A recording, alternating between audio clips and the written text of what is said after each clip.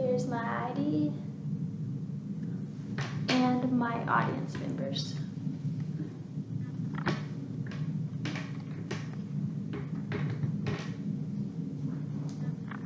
I'd like to thank you all for coming, and I'd like you all to imagine yourself sitting in a classroom, and the teacher begins to teach a very important lesson, but you just can't seem to concentrate because the boy behind you won't stop tapping his pen on his desk, and the girl 2 rows behind him won't stop whispering to the girl next to her.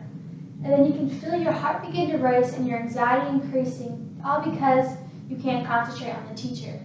But then you have a warm, fuzzy nuzzle on your leg from your furry companion underneath your desk. And all your anxiety just seems to go away, and your heart rate goes down, and you're able to concentrate and listen to the teacher. And then, after you're able to listen to your teacher and fully concentrate, you can now concentrate on her and not what the girl 3 rows behind him did on her weekend in Bermuda. And so, continuing on, my speech today is going to persuade you why we need pets in the classroom. And I'll start off by saying 3 main points on why we need pets in the classroom. And my first is how pets in all shapes and sizes can assist students in the classroom with their physical and psychological needs. And then my second is how pets in the classroom teach students about responsibility and lifelong lessons. And my third, I'll show you a study of how pets in the classroom benefit students at school and at home. And so I'll start with my first point on how pets in all shapes and sizes assist students with physical and psychological needs. This chart I found from the CDC government page shows how students all throughout grade school suffer from anxiety, depression, and behavior disorders. And with just a pet in the classroom, I think would greatly decrease these numbers by a whole bunch. And furthermore, according to the monthly newsletter from News and Health, having a pet in the classroom would greatly reduce your stress in the classroom. And so, a dog is a great example of a service animal that would greatly fit in a class, that would bestly fit in a classroom compared to other animals, in my opinion.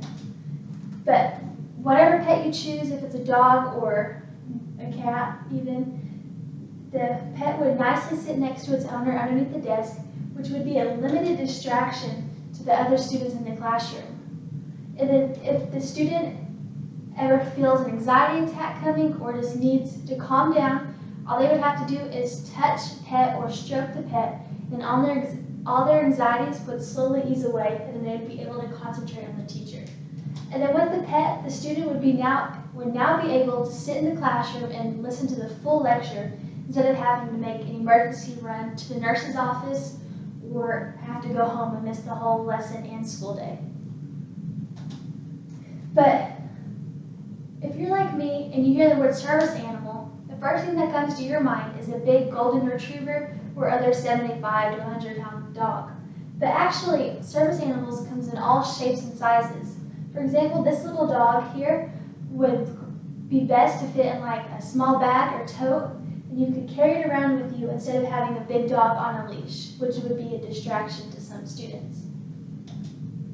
But continuing on, according to discoverbrilla.com, other service animals could be rabbits, horses, guinea pigs, fish, or even crickets. But if I were you, I wouldn't have a horse or crickets or even a fish going throughout the hallways at your school. But studies have shown that all 3 of those do reduce anxiety just as well as the dog does. And also, according to petfriendly.com, service animals help with way more than just anxiety or psychological needs. They can actually help with mobility issues that some students may have, or hearing disabilities, blindness, or even medical alerting an adult that the student is having a problem. And then, just like this student has a pet here, he's now able to go to the classroom and live a normal life that a kid without the disabilities he has would have. Okay, and now moving on to my second point, Pets in the classroom teach valuable life lessons. And pets in the classroom don't just have to be for anxiety or physical needs. They can actually be there to demonstrate growth and development of life. And according to Western Governors University's website, pets actually encourage kids to think about others before themselves. And then kids would have to clean and water and feed the pet, which teaches them responsibilities.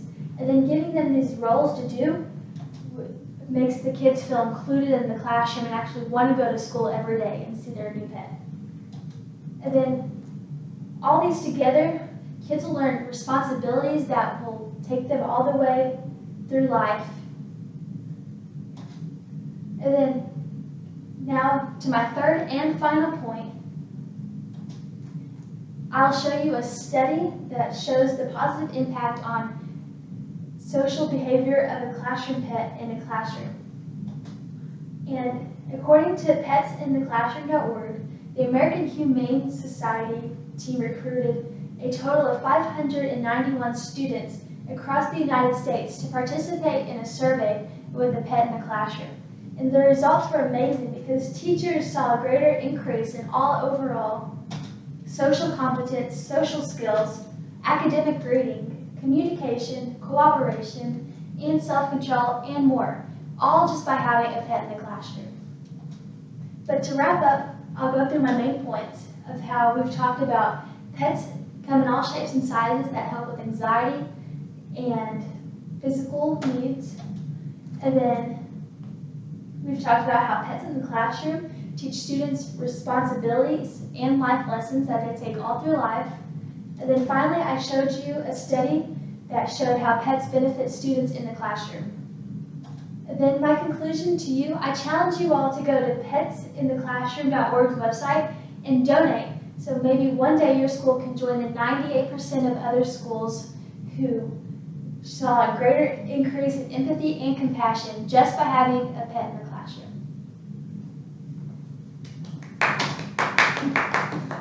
And here's my audience again.